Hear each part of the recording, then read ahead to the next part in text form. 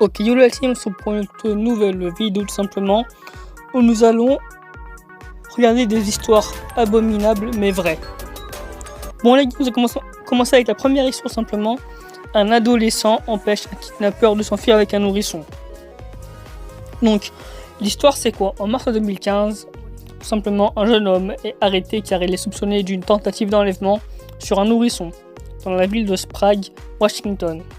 Isaac Yow et André Crin sont les deux adolescents qui ont empêché cet acte.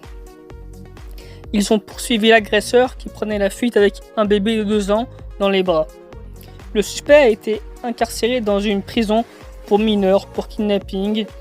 André a déclaré que sa colère contre l'agresseur avait diminué depuis qu'il avait appris l'identité de l'homme. Il a eu des soucis dans le passé, ce n'était pas le genre de type à faire ça, et je suis très surpris. André et Isaac ont été honorés comme il se doit à la fête de fin d'année, mais ils ne se sont considérés pas comme des héros. Vous avez fait la même chose à notre place? Voilà les gars, c'est la première petite histoire. Bon, c'était simple. Un père enlève sa fille et la retient prisonnière dans sa cave pendant 24 ans. En 2008, un électricien autrichien a confessé avoir emprisonné, battu et agressé sexuellement sa fille pendant 24 ans. Dans la cave de la maison, il lui a fait 7 enfants. Joseph Fritzl a enfermé sa fille Elisabeth dans la cave de sa maison le 24 août 1984. Elle était âgée de 18 ans. Au départ, il nie les accusations, mais après quelques temps, il admet avoir enfermé, battu et agressé sa fille sexuellement. 3 des enfants n'ont jamais vu la lumière du jour. Un d'entre eux est mort 3 jours après la naissance. Et Fritzl a confessé avoir emmené le corps au grenier pour le brûler. Comment est-ce qu'il a pu s'en tirer pendant tout ce temps? Bizarrement, sa femme Rosemary n'était au courant de rien. Elle pensait juste que sa fille avait quitté la maison après avoir trouvé une lettre d'elle qui demandait de ne pas rechercher sa trace. Les policiers à l'époque pensaient qu'elle avait intégré une secte entre 1993 et 2002.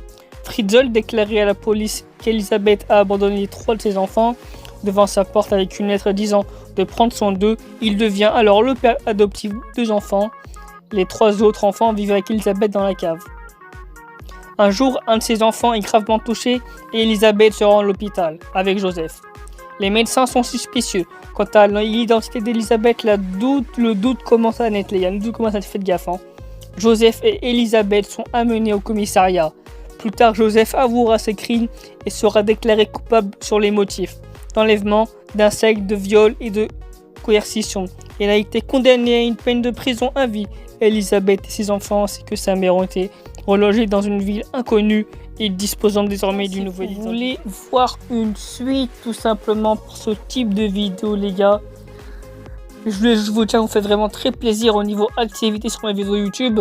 On rush tout simplement les 600 abonnés tout simplement et peut-être pas les 1K avant les fins des vacances.